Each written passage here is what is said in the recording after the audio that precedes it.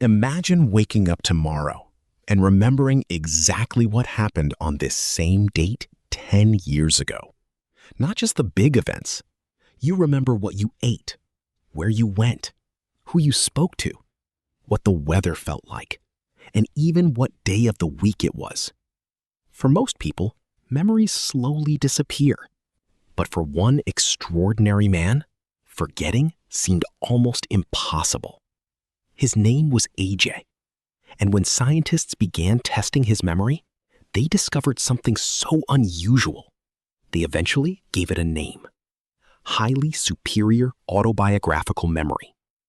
But there was one problem. What sounds like a superpower could also feel like a curse. AJ wasn't famous because he could memorize thousands of random numbers. He didn't have photographic memory in the way movies often portray it. His ability was different. He could remember an extraordinary number of events from his own life. Give him a date, and he could often tell you what happened. Scientists became fascinated because normally autobiographical memories fade. You might remember your wedding, your first day at school, a terrifying accident, or the day someone you loved died. But ask yourself, what were you doing on March 17th, 11 years ago? Most of us have absolutely no idea. AJ often did, and that raised a terrifying question. What happens when your brain refuses to forget? AJ was born in California and spent most of his life living an ordinary existence. He wasn't walking around like a human computer. He had a normal childhood, normal relationships, normal problems. But sometime in his teenage years, he began noticing something strange. He could remember dates. Not just important dates, but ordinary ones. A random day from years earlier could suddenly return to his mind with incredible detail.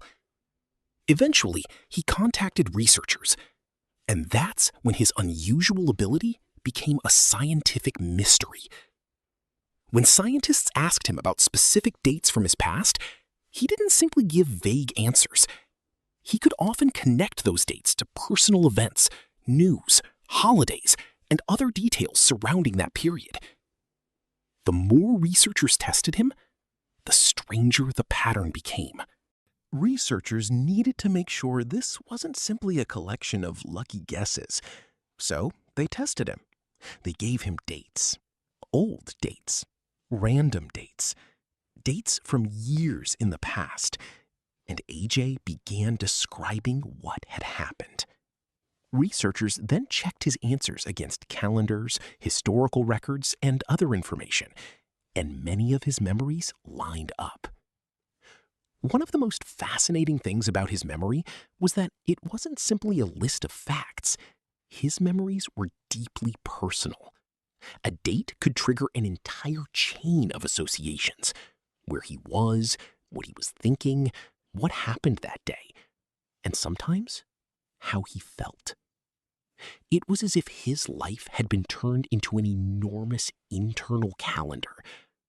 But then scientists discovered something important. His memory wasn't perfect, and that detail changed everything. Here's where the story gets really interesting. People often call extraordinary memory photographic memory, but that's not what AJ had. Photographic memory suggests that someone can visually capture information, almost like a camera.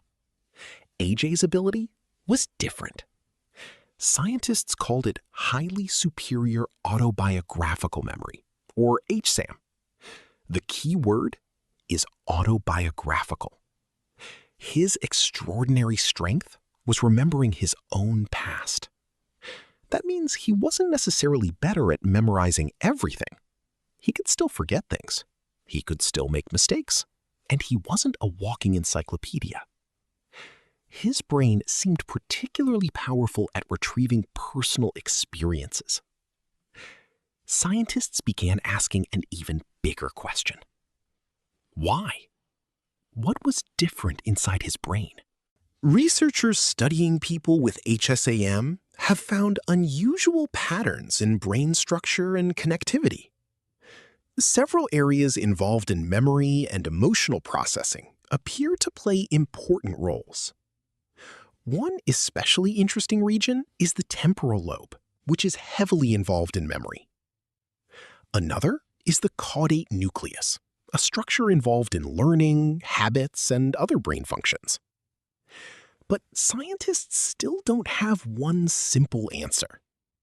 There isn't a single super memory button hidden inside the human brain. Instead, memory appears to be a network. And in people with HSAM, that network may work differently. Perhaps their brains automatically revisit personal memories more often. Perhaps emotional connections make those memories easier to retrieve. Or perhaps several factors work together. And that's where the mystery gets deeper. Because remembering everything isn't always a gift. Think about your happiest memory. Now, imagine being able to remember it vividly. That's beautiful. But now, imagine your worst memory and being unable to escape it. A breakup, a death, an embarrassing moment, a terrible mistake. Most people have something scientists call normal forgetting. And forgetting isn't necessarily a flaw. It can help us move forward. Painful memories usually become less emotionally intense over time. But people with exceptionally strong autobiographical memory may repeatedly revisit their past. Their minds can become crowded with memories.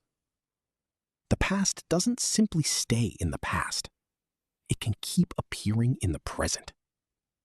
And suddenly, the ability everyone wishes they had doesn't sound quite so perfect anymore. AJ's case changed how scientists thought about human memory because it showed something important. Human memory isn't simply about storing information. It's about how the brain organizes our personal history. And the strangest part? Scientists still don't fully understand why some people can remember enormous portions of their lives, while others struggle to remember yesterday. There may be biological differences. There may be differences in attention. There may be differences in how often people mentally revisit their past. And there may be factors we haven't discovered yet. So maybe the real mystery isn't how can someone remember so much? Maybe it's, why does the human brain forget at all? We spend most of our lives trying to create memories. Photographs, videos, birthdays, trips, moments with people we love. Because somewhere inside us, we know they won't last forever. Memories fade. Faces become harder to picture. Voices become quieter. And eventually, even the details we once thought we'd remember forever can disappear. Maybe that's not a weakness. Maybe forgetting is part of being human. Because if every painful moment stayed as powerful as the day it happened, we might never truly move forward. AJ showed scientists how extraordinary memory can be. But his story leaves us with something much bigger to think about. Maybe the beauty of a memory isn't that we can keep it forever, but that we know it was precious while we had it.